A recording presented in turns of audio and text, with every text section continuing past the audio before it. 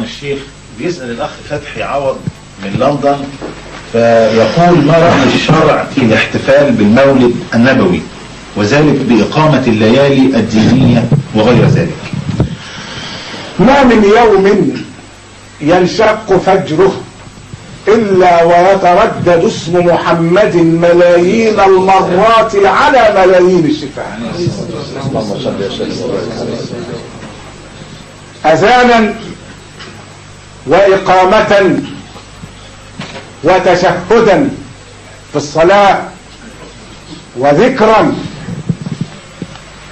ألا يكفيك أن تعلم أن الله قال له: ورفعنا لك ذكرا، عليه الصلاة والسلام، عليه الصلاة والسلام. فموسى سأل ربه انشراح الصدر فقال: رب اشرح لي صدري. والله تعالى شرح صدر حبيبه محمد دون أن يسأله: ألم نشرح لك صدرك؟ موسى قال له ربه: وما أعجلك عن قومك يا موسى؟ قال: هم أولئك على أثري وعجلت إليك رب لترضى. والله يقول لحبيبه محمد: ومن آناء الليل فسبح وأطراف النهار لعلك ترضى. موسى قال: رب أرني أنظر إليك. قال: لن تراني ولكن انظر إلى الجبل فإن استقر مكانه فسوف تراني. فلما تجلى ربه للجبل جعله دكا وخر موسى صعقا. فلما أفاق قال: سبحانك تبت إليك وأنا أول المؤمنين.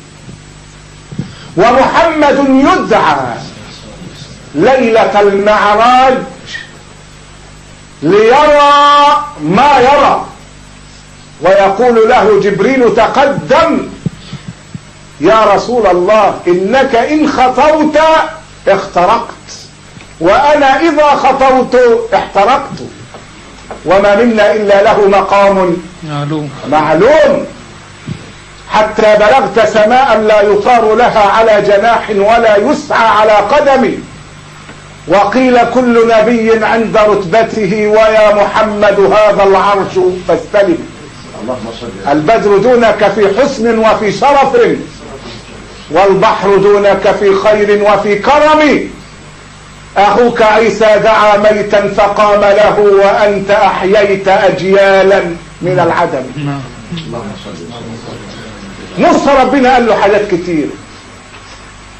قال له: وأنا اخترت واصطنعتك لنفسي وألقيت عليك محبة مني ولتصنع على عيني، وكان عند الله وجيها. أما رسول الله محمد فقد نال الشرف كله. زكى الله عقله فقال: ما ضل صاحبكم وما غوى. وزكى لسانه فقال: وما ينطق عن الهوى. وزكى وحيه فقال: إن هو إلا وحي يوحى. زكى شرعه بهذا. وزكى جليسه فقال: علمه شديد القوى. وزكى فؤاده فقال: ما كذب الفؤاد ما رأى.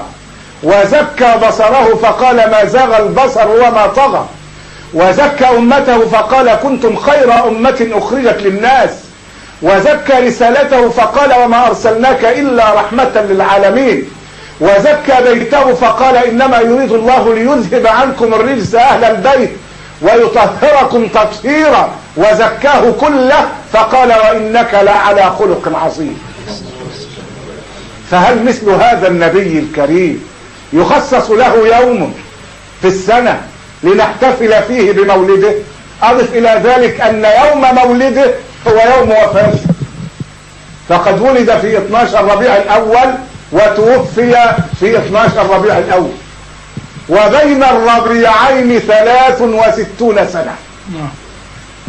مثل هذا النبي إذا أردنا أن نحتفل به فلنحتفل بخلقه، فلنحتفل بسلوكه، لا نقيم له احتفالا في يوم، إنما يجب أن يكون احتفالنا به في كل يوم.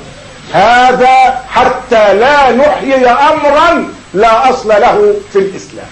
وإلا لو احتفل بمولده لكان الأولى بالاحتفال أبو بكر، كان قد أقام له ذكرى الموت وعمر وعثمان وعلي. والنبي بيقول اتبعوا سنتي وسنة الخلفاء الراشدين المهديين من بعدي عضوا عليها بالنواجذ وإياكم ومحدثات الأمور. والله أعلم.